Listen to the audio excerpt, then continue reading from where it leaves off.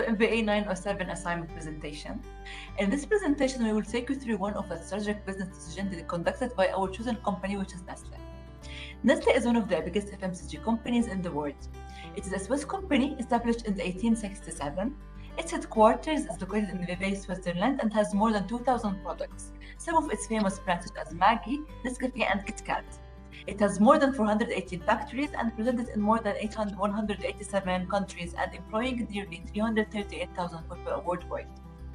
Nestle's mission statement is good food, good life, and the vision statement is to be a leading competitive nutrition, health and well-being company, delivering improved shareholder value by being a preferable competitive citizen, preferred employer and preferred supplier, and selling preferred products.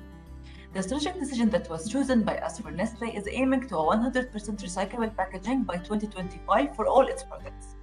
As Nestle CEO Mark Schneider mentioned, none of Nestle packaging, including plastic, ends up in landfill as alleged. So now we will talk about pest analysis. Pest analysis is a framework or tool which is used to analyze the macro-environmental factors that have an impact over the organizations. The result of PESTEL, which is used to identify threats and weaknesses, will be used later on for the SWOT analysis. We have basically given a scale of -4 to 4 to rate each factor of those external aspects.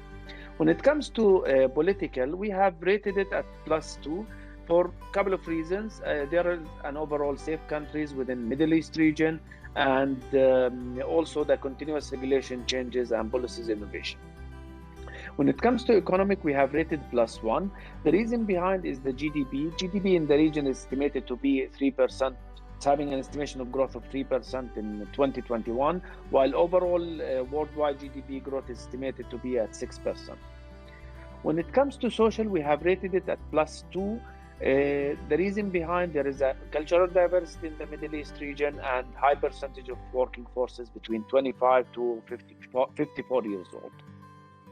When it comes to technology, we have given a full rate of +4 due to the reason that this region in the especially UAE, we can say KSA, even Qatar or Bahrain, there is every day an improvement in this part with many with availability of cybersecurity, even the introduction of 5G generation. When it comes to environmental factor, we have given a rate of +2. Yes, there is many trade borders between the countries, but there is also a factor which is the desert climate and temperature and humidity range, which is high in the region in general. When it comes to legal, we have given a +2 rate. In this aspect, there is a clear set of regulation within the region. There is a law which is a federal law. Many laws are implemented, including discrimination law, labor law, and intellectual property law. So the overall rating for the PESTEL, when we take the sum of all, we divide by 24, we will get a total value of 0.54. So for that reason, like the region itself, the Gulf region is considered a safe place to operate from external point of view. Thank you. Before we analyze further into Nestle organization, we would like to have a stakeholder mapping. Stakeholder mapping allows us to specify the stakeholders, their interest and their power within the organization. So if we look at the table with Nestle, from our perspective, we have at the beginning B2B and B2C consumers who have the interest to get high quality foods and drinks, affordable prices, availability of the products, and from time offers and promotions. In the same time, expects from them to have loyalty, satisfaction of the products, to pay it on time, and to have who requires payment on time. They require a professional relationship with Nestle and specific inquiries. And in the same time, they will provide Nestle with supply of material on time. They will have quality products, and they will collaborate with Nestle whenever it's needed. We move on to regulatory bodies who require Nestle to obey all the standards and adhere to testing requirements, and therefore they will provide Nestle with certifications and clear requirements. The employees of Nestle are actually one of the most important stakeholders. they need to be paid fairly and on time. They need to have equal opportunities and career development. And for that matter, they will work efficiently and have loyalty to their employer. The shareholders of the company play a big role. They expect to get value from the company, to have a creation of the value, to increase the share price, and to generate profits in the form of dividends. At the same time, they expect from Nestle to get reports and investments. The government also plays a huge role with Nestle organization. They require Nestle to pay the taxes. They also require Nestle to adhere to all the labor laws, and at the same time, Nestle facilitation and collaboration. Non-government entities have a corporate social responsibility and sustainable initiative. At the same time, they must collaboration for that matter. The logistic partners, which are normally called as distributors in the FMCG industry, they require Nestle to pay them on time.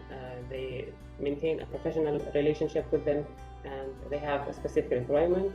At the same time, they are expected to deliver on time and have a professional relationship that matter, and also collaborate.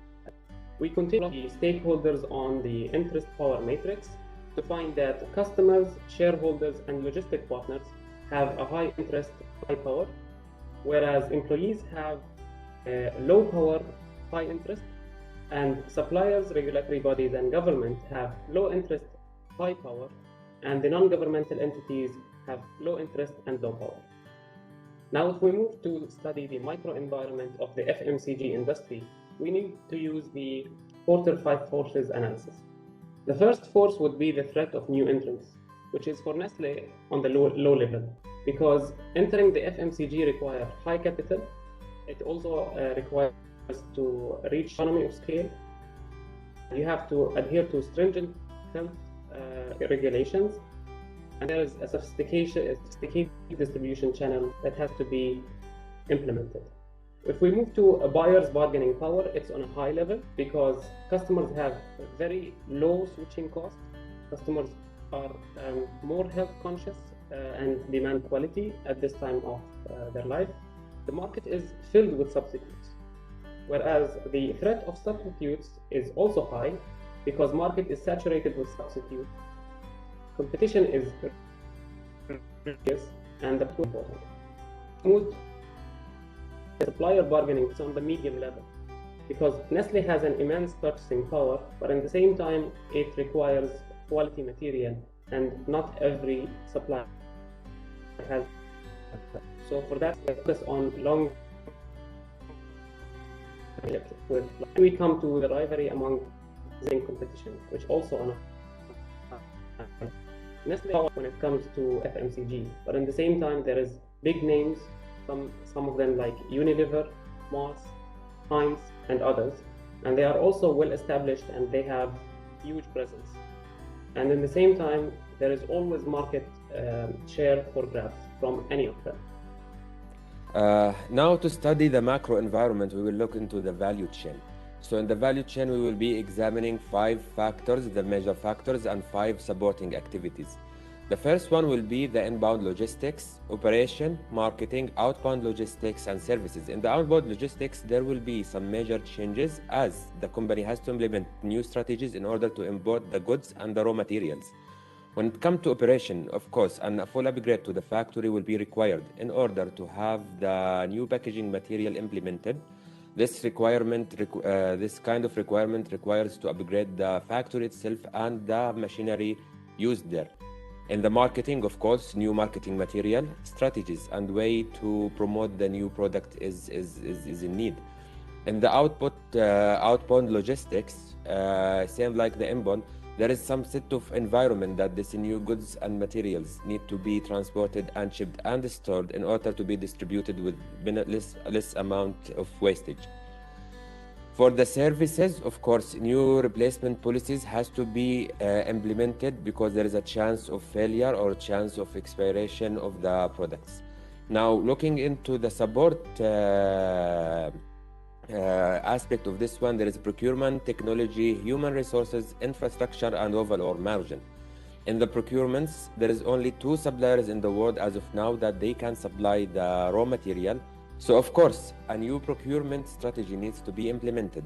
For the technology, like we said, a full upgrade to the factory is required also in order to have the factory ready to implement this kind of change. When it comes to human resources, we have a lovely discussion with Mr. Ahmed from Nestle, where he confirmed to us that they need to hire a new talent in Nestle to implement this new upgrade.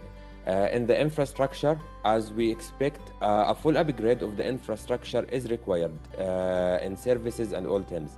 In terms of margin, it is expected to draw back and to reduce the overall margin implementing this new strategy. Nestle financial ratios are considered a useful management tool to improve the understanding of financial results and trend over time, and provide key indicators on company performance. Starting with liquidity ratios that is used to influence the ability to pay short-term debt commitments. Due to the tough situation in 2020, Nestle had both its current and quick ratios less than 1, which indicates that it had no liquid assets to pay its current liabilities. Moving to leverage ratios that are used to control firms' capital structure and financial commitments as its ability to clear those commitments. Debt to asset ratio is less than 1 means Nestle owns more assets than liabilities, as the lower the ratio, the less risky is the company. For debt to equity ratio, it shows that Nestle uses debt financing equal to 68% of its equity. For activity ratios, which is one of the important analyses that shows the cash flow activity within the company, and in Nestle, we can see that their cash flow cycle is well designed and calculated, as the total time of inventories turnover and account receivable is sufficient to collect their cash from the market. Same for the fixed asset turnover ratio, which results in a great financial activity proposition for Nestle. Moving to profitability ratios, which responds to the performance of the company in managing existing resources to create profits and add the value to its shareholders. Nestle has a strong profitability position with 49% gross profit margins and 10% on return on assets.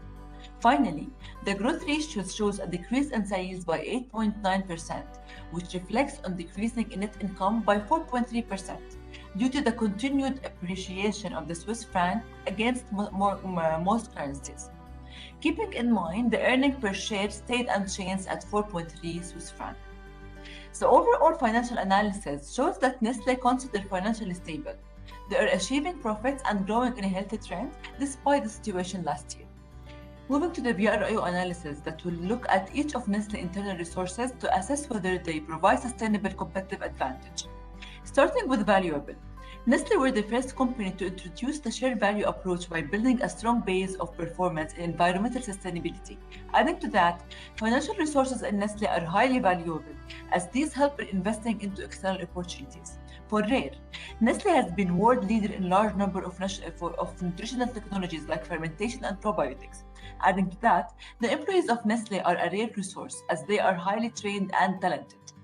Also, the distribution network of Nestle is a rare resource, as competitors would require a lot of investment and time to overcome Nestle. For immutable, Nestle history and being able to sustain the market share with continuous R&D and marketing plans.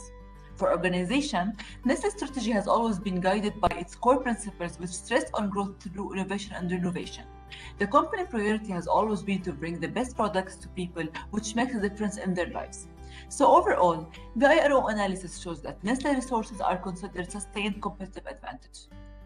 Now, moving to the SWOT analysis, we will show the strengths and weaknesses of Nestle by understanding all those analyses we have done to the external forces, and then we will move to the opportunities and threats which are derived from all the external forces.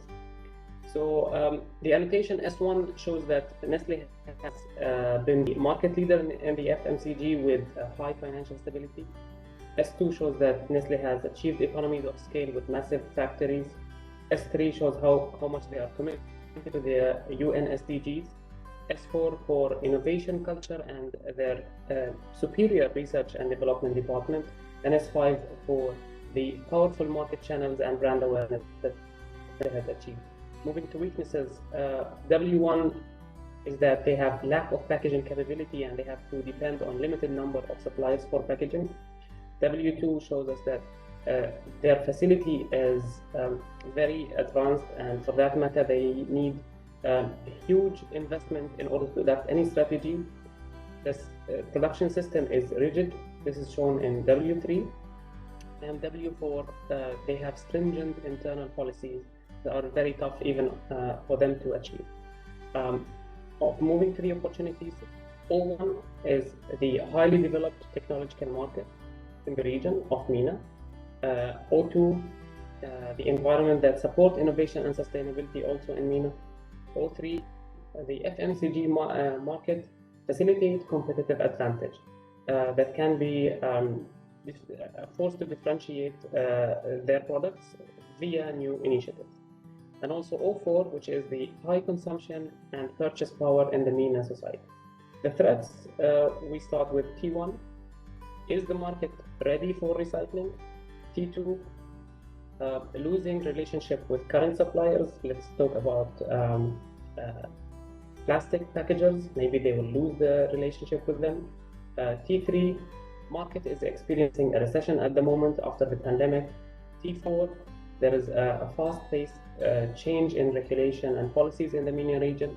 And T5, it draws attention to the harsh climate in the MENA with increased chances for increasing the waste levels. Thank you very much. Thank you, Hazem. Now we will be deriving the TOS analysis, which is derived directly from the SWOT. So we will be looking at the opportunities that we can capture along with the threats that we can avoid, and we will compare the same with the strengths and the weaknesses. So starting with the opportunities that we can capture and combining that the same with the strings. So we will be taking the first string and the third string along with the opportunity 2 and opportunity 3. This will take the initiative as market leader to introduce new recyclable packaging for the MCG market. The second strategy that we will have, it will be capitalizing on the strength number 2, strength number 3, strength 5, along with the opportunity 2, 3, and 4. And we will be having a new strategy, which is introducing Nestle Green as a line of product to satisfy the bioproducts potential in the customers. Finally, we will be capturing strength 1, strength 2, and strength 3 along with opportunity 1 and opportunity 2. This is to support the academic research for further development of recyclable packaging technologies. When we look at the opportunities that we can capture from the weakness point of view, we will have another 3 strategies, which is weakness 2, weakness 3, along with opportunity 2 and 4, to have the strategy which is acquiring an SME with an advanced know-how capability in the environment to produce the products and packaging. Weakness 1, weakness 3, along with opportunity 1 and opportunity 2 can generate a strategy which is outsourcing lean process consultants to optimize the production within our factory. Finally, when we look at weakness 4 and opportunity 4, we will have our final strategy, which is the increasing Nestle competitive advantage by leveraging its stringent internal policies of health, environment, and equality. Now, let's look at the threats. When it comes to threat, we have derived different strategies as well when we combine the threats to the strength of the company and to the weaknesses. So when we look at the ST strategies, the first one is to develop suitable recyclable packaging material for the MENA climate. That's by combining S4 with T5. The second one is basically combining 2 strengths, which is S1 and S5 with T1 and T4 to reach to a strategy which is streamline all marketing efforts to increase society at large recycling consciousness. The third strategy from threats and strength is migrate to recyclable packaging gradually, SPU-wise, to accommodate the decision and keep strength within suppliers. That's by combining S1 and S3 with T2 and T3. Now, when it comes to weaknesses, we need to overcome weaknesses with the current external threats. So the combination of both, we have derived multiple strategies as well. So the WT strategies, the first one is to collaborate with policymakers in formulating fit-for-purpose policies. That's by combining W4 with T4. The second one is weakness number 1 with threat 1 and 2. We have came up with influenced current suppliers to align their product lines with Nestle environment initiatives. The final strategy from WT is to hold current position and development until market picks up from recession.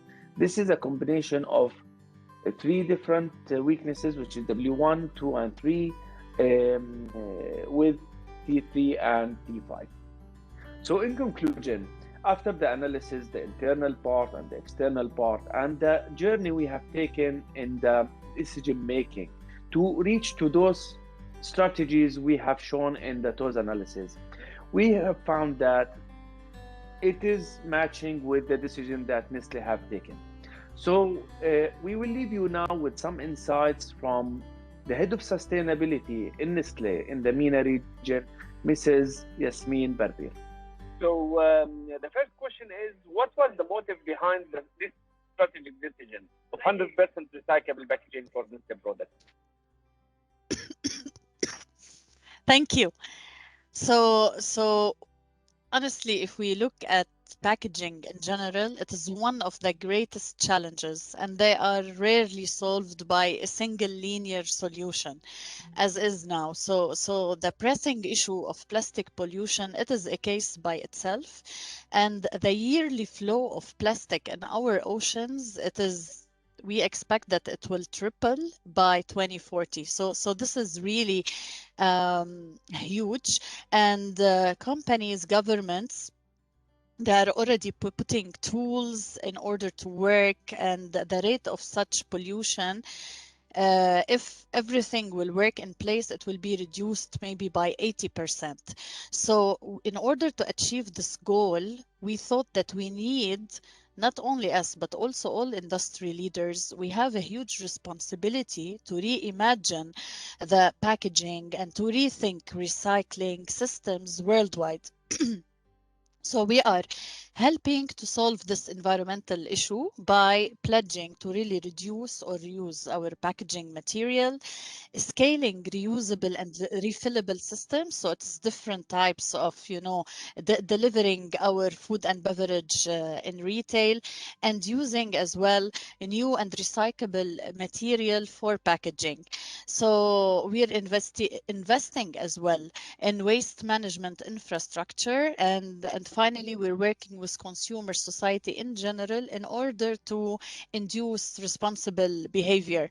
So we understand the unique role that Nestle has to play in order to drive this positive change, and we also recognize that we need to deliver more than 1 billion products daily globally, serving consumers all over the world, many of whom they depend on us for their food and beverages. And we know that how we respond to the world's urgent environment needs isn't just about doing the right thing, but it is about trust.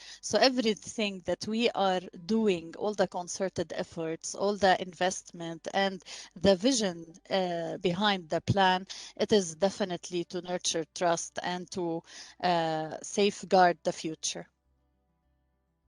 Thank you very much, Mrs. Yasmin.